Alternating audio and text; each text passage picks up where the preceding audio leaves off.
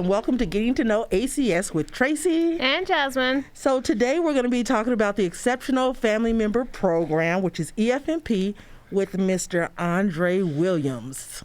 How are you doing, Andre? I am doing great. How are you doing today? I am EFMP awesome today. Oh, okay. That's what I'm talking about. EFMP awesome. All right.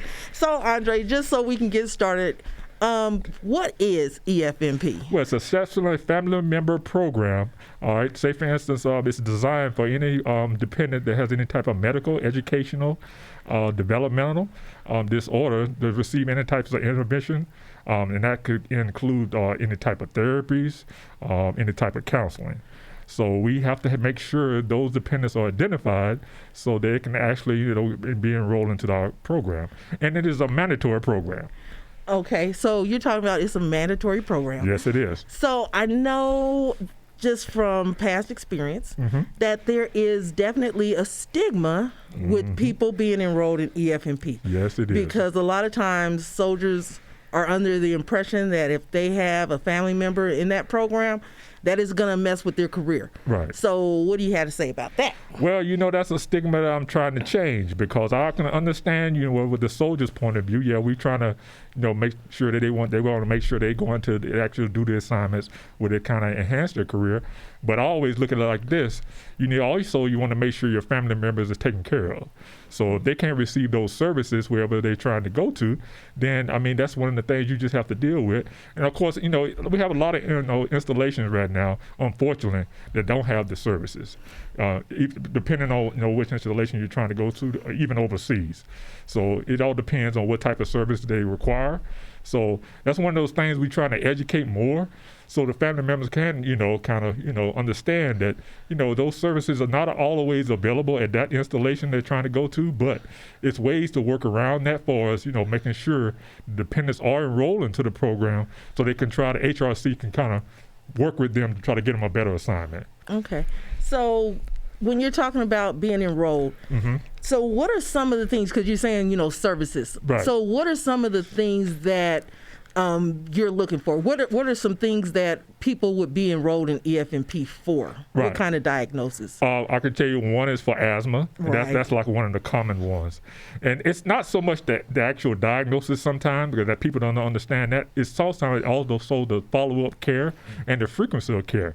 Say, for instance, if you do have asthma and you get followed up by a pulmonologist, then they require you to be followed by that pulmonologist weekly or monthly or whatever, then they want to make sure you enroll into the program.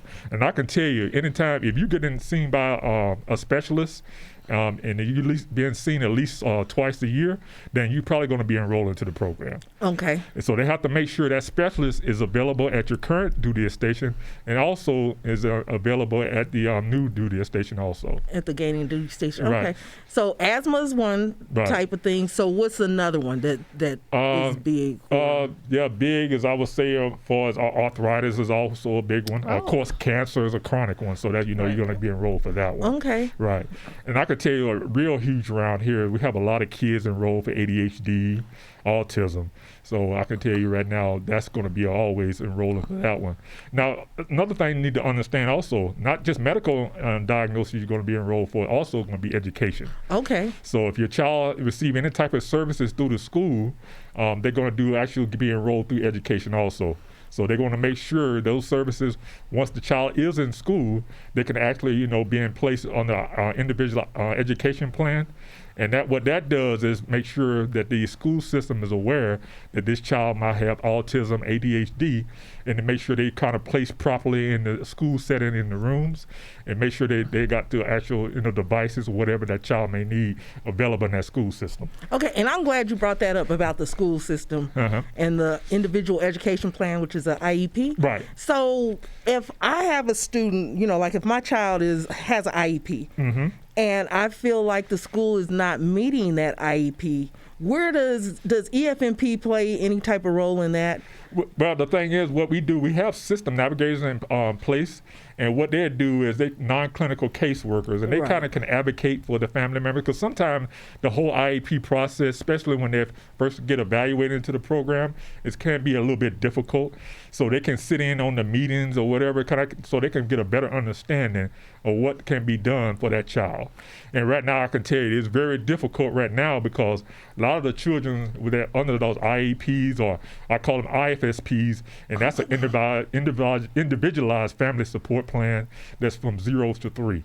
School age. Okay. So it's kind of difficult for those ones that, when they're doing it on a virtual setting. So, okay. Yeah. Because it's kind of hard to. It's kind of hard. Yeah, it's difficult. Okay. So with the IEP, like if your child needs like speech therapy or something like that, that would be something that would be in their IEP. Right. And then you all would make sure, your system navigators would make sure that they're getting that speech therapy, that they're getting to go see that therapist on a however many. Right, and the way that works is once they have that in place in the IEP, they would get certain times of the day or certain times of the week where they see that speech therapist, or say for instance it might be occupational therapy or anything like that. Okay.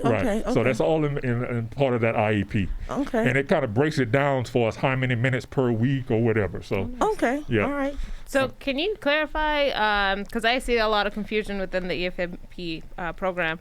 What is the difference between EFMP medical and ACS EFMP? Well, ACS EFMP, of course, we do more to support groups, recreation activities.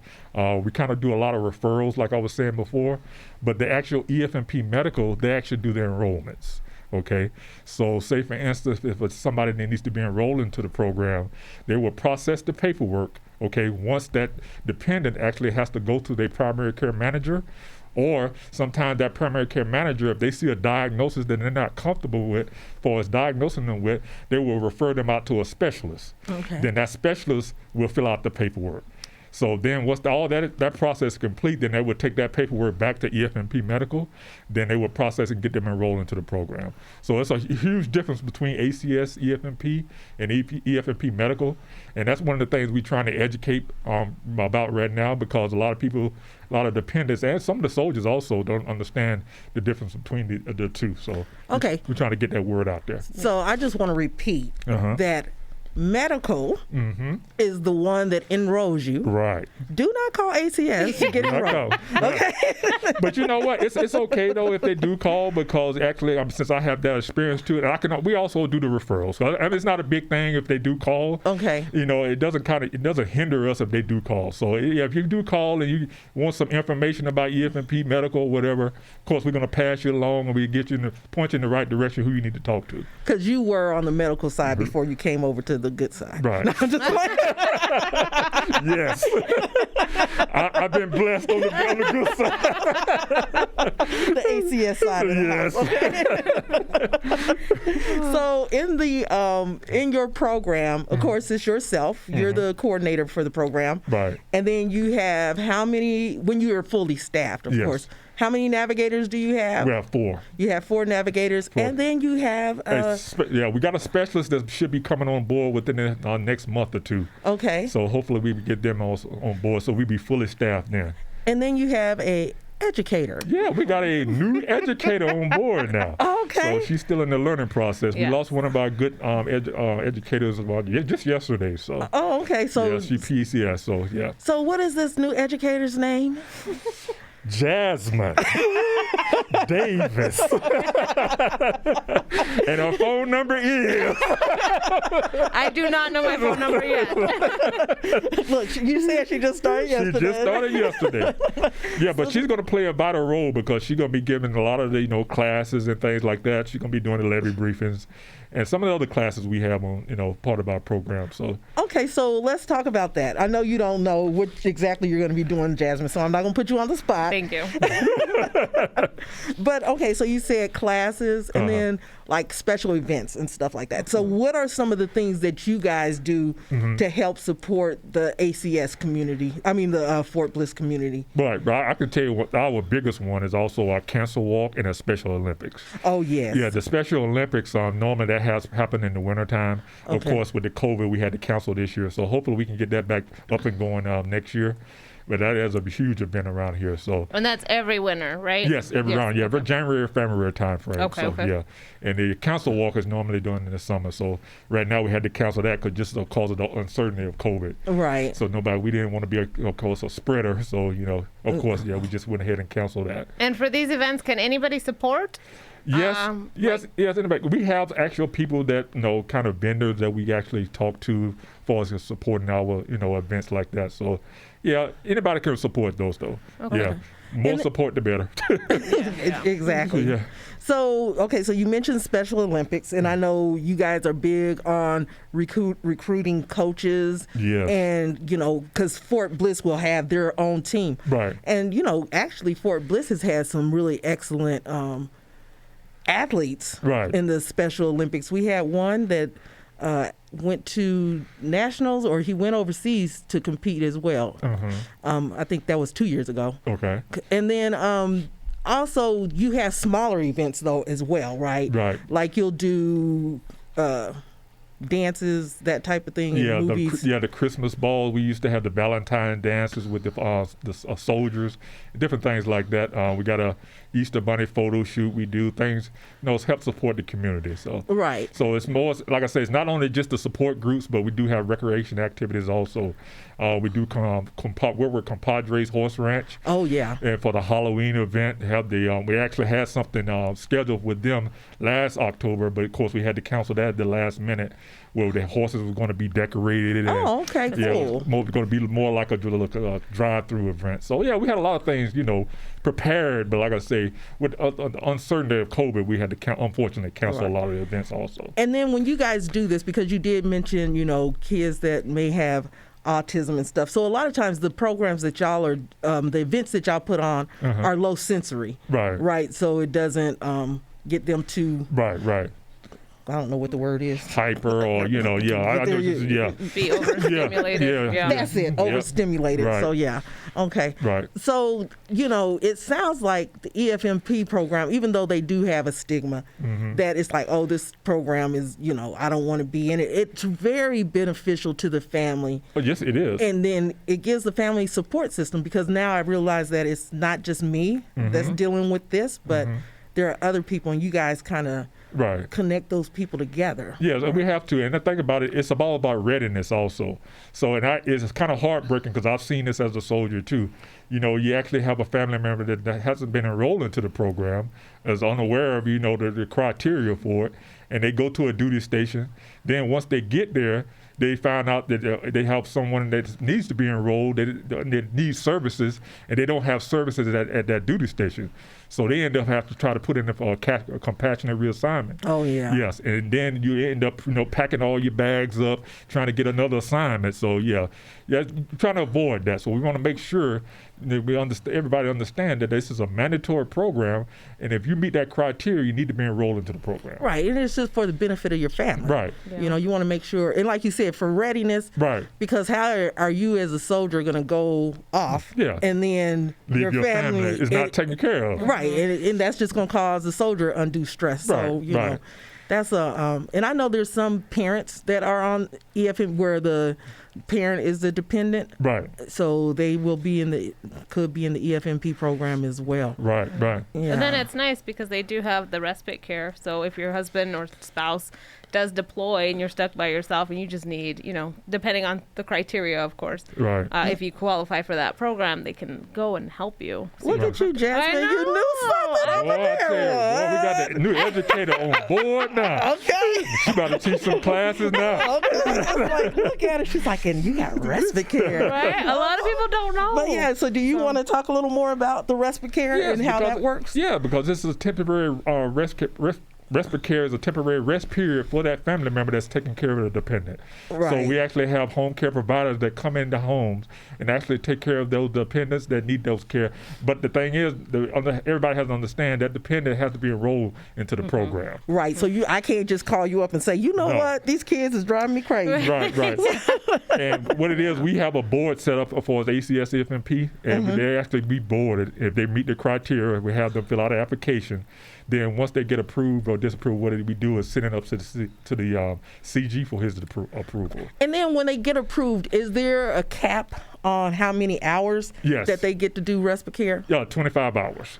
25 hours a month, Yes. a week, or what? Yes, 25 hours. a week. Okay, so I could do about 5 hours a Yeah, week. yeah. That works. Yeah. You know. Yep. Okay, I Yep. like that. Yep. Good deal. So, Jasmine, you got any more questions for Mr. Andre? No more questions. I'm excited for the events, though. Yeah, but the events, exciting. like I say, it's a great program. But I think mostly, more than anything, everybody needs to get educated on the program. Oh, definitely. Yeah, it's a great program. Right. You Yeah. know, and like you said, it's not about, this stigma. It's about taking care of your family. Right. Yeah. So Andre, one of the things, is there anything that you want to add that I didn't touch on that you want to touch on Just to make sure our listeners know? Just one thing, if you have any questions whatsoever, any uncertainty about the program, like I said, if you can't get a hold of EFMP Medical at any time, because I can tell you, I worked over there for 7 years. That's a very busy program over there. So I can go with doing their enrollments and trying to sit down and counsel people before they actually enroll into the program. So if you can't get in touch with them, you can also call me at any time. Okay. And my number is 915-568-3052, and that's my direct number to my office. Okay, and you know your number. And you can shoot me an email at any time also. Okay, so you're on Global? And I'm out global. You can Okay. and I will respond back promptly. Okay. And if I don't respond back, I got a new educator. That's going to respond to it. Yes. Okay. So I can already tell your passion, but Yes. I'm going to ask the question that I ask everyone when Okay. we're concluding our interview. Okay. So, Andre, let me ask you, what brings you joy working in EFMP? Just helping family members. That is my number one joy. Now, I'll tell you one thing. I do have a passion for kids, especially small kids. I always like to see them with a smile on their face. So just helping family members. Okay. That's why I can tell you one thing. I can't wait till this COVID thing is going away so we can actually get family members back in the office. All right, and start having all those Yes. wonderful events that y'all Yeah. do. And, Oh, yes. you know, And he got the letters with the magnets so that kids can play Oh with. yeah, while I they're got doing the meeting, different so. toys. I like to go out shopping in the Hobby Lobby and get things for the kids. you so. just like to go out shopping. Yeah. That's all that is. You just like to go out shopping. Don't be trying to blame it on the kids. When they come to my office, they're going to have a lot to do. Yeah, because even on your door, your Yeah. office door, you have the letters, those Yeah. little alphabet letters. Because I'm like, why you got these letters on here? Yeah. But okay, it makes sense now. Yeah. Yeah. So you do it for the kids. Yeah, to the kids. And like I say, they're family members. So, yeah. Okay, We want to so- make sure they're taken care of. Well, that is awesome. Yeah. So, Andre, thank you so much for coming and sitting with us and telling us a little more about the EFMP program. So, just to get the word out about what the EFMP program can do for our family members and the soldiers, especially when it comes time to PCS and go to that next duty station, because we want to make sure when they get there, their families are taken care of. Thank you very much. So thank you for your time. This has been fun. Thank you. And we'll probably once you start having more events or something, we'll probably have you come back and talk a little bit more about the other things that you have. I'm always available. Just let me know. Just get on my calendar. Because it's so popular. Keep in mind, your educator don't keep your calendar, okay? So y'all heard that. If y'all need him, just get on his calendar, all right? So with that being said, It's all about having fun. that's right. We do that quite well. So, so again, thank you so much for joining us. And with that being said, this is Getting to Know ACS with Tracy. And Jasmine, don't forget to hit the notification bell and subscribe. Woo-hoo. Bye. Bye.